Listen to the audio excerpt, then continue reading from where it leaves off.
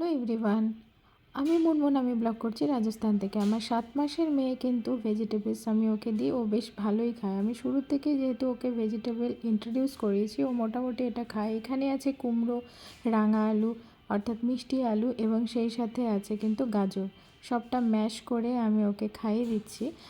এগুলো কিন্তু আমি মিক্সচার গ্রাইন্ডারে ঘোরাইনি, এটা কিন্তু ম্যাশার দিয়ে ম্যাশ করে আমি ওকে খাইয়ে দেবো। আর খেতে প্রথমে বেশ ভালোই খায়, তবে লাস্টের দিকে আসতে পারে শেষের অংশ একটুখানি খেতে চায় না। তো আমি এখন ওকে ফোর্স করি না, কেননা এখন ওর ফোর্স করার বয়স নয়। ফোর্স করে কোনো কিছু খাওয়ালে পরে তার ভালো ফুড হ্যাবিটস কিন্তু গড়ে ওঠে না। তো বাচ্চাকে কখনো ফোর্স করে না খাওয়ানোই বেটার। ওরা যতটা খাচ্ছে ওরা ওদের পরিমাণ অনুযায়ী খাচ্ছে। আমরা যদি সেটা জোর করে দেওয়ার চেষ্টা করি, তো ওদের যেহেতু ক্ষুদ্র পাকস্থলী, তো সেটা ডাইজেশনের সমস্যা হতে পারে।